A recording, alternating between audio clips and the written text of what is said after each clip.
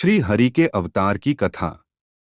जब ग्राह ने त्रिकुटाचल पर्वत पर गजक पकड़ लिया तो उसकी आवाज सुनकर भगवान श्रीहरि प्रकट हो गए।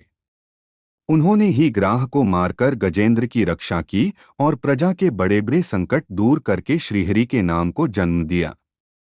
कहानी इस प्रकार है। क्षीरसागर में त्रिकूट नाम का एक प्रसिद्ध, सुंदर एवं उत्कृष्ट पर्वत था। यह 10,000 योजन ऊंचा था। इसकी लंबाई चौड़ाई चारों ओर एक समान थी। उस पर्वतराज त्रिकुट की घाटी में वरुण देव का ऋतुराज नामक उद्यान था, जिसके चारों ओर वृक्षों के समूह शोभा बढ़ा रहे थे। वहां एक विशाल झील थी। उस पर्वत के घने जंगल में अनेक हाथियों सहित एक गजेंद्र रहता था, जो बड़े और शक्तिशाली हाथियों का नेता था।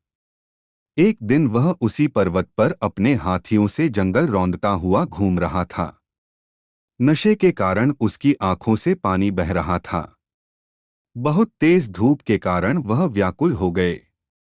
प्यास से तृप्त होकर वह और उसके साथी पानी की तलाश में इधर-उधर घूम रहे थे। तभी दूर से उसे कमल के पराग से सुगंधित हवा की गंध आई, जिसकी मदद से वह उसी झील पर पहुंच गया, स्नान किया, अपने श्रम से छुटकारा पाया, प्यास बुझाई। उसकी प्यास और फिर एक गृहस्थ की तरह उसमें खेलना शुरू कर दिया। जिस समय वह इतना उन्मत्त हो रहा था, उसी समय एक बलवान व्यक्ति ने क्रोध में आकर उसका पैर पकड़ लिया।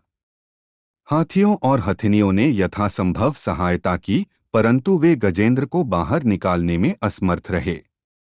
गजेंद्र और ग्राह अपनी पूरी शक्ति से युद्ध कर रहे थे।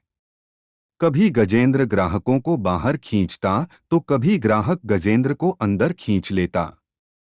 इस प्रकार 1,000 वर्ष बीत गए। अंत में गजेंद्र का उत्साह, बल और शक्ति कम हो गई और खगरा का उत्साह, बल और शक्ति बढ़ गई। गजेंद्र की जान खतरे में थी। वह स्वयं को मुक्त कराने में पूर्णतः असमर्थ हो गया। बहुत देर तक उससे छुटकारा पाने का उपाय सोचते सोचते वह इस निर्णय पर पहुंचा कि यदि मेरे बराबर की हथिनियां भी मुझे नहीं बचा सकीं, तो ये बेचारी हथिनियां मुझे कब बचा सकती हैं? ग्राहक मुझे खा जाना विधाता का दंड है। अब मैं संपूर्ण जगत के एकमात्र आश्रय परब्रह्म की शरण लेता हूँ, जो काल के भयंकर सर्प से भयभीत प्राणियों की रक्षा करते हैं और जिनके भय से मृत्यु भी भागती रहती है। ऐसा निश्चय करके उसने एक सुंदर कमल का फूल, जो उस सरोवर में खिल रहा था, अपनी सूंड में रख लिया, सूंड ऊपर उठाई और बड़ी वेदना से पुकार कर कहा, नारायण, जगत गुरु, भगवान, मैं तुम्हें सलाम करता हूँ। पुकारते ही भगवान गरुड़ को छोड़कर तुरंत वहां पहुंचे और दोनों को झील से बाहर निकाला तथा चक्र से नाग का मुंह फाड़कर गज को मुक्त कर दिया। जैसे ही गजेंद्र ने भगवान का स्पर्श किया, उसके अज्ञान के बंधन कट गए और वह भगवान की तरह चतुर्भुज बन गया, अर्थात उसे मुक्ति मिल गई। भगवान ने उन्हें अपना पार्षद बनाया और अपने साथ ले लिया।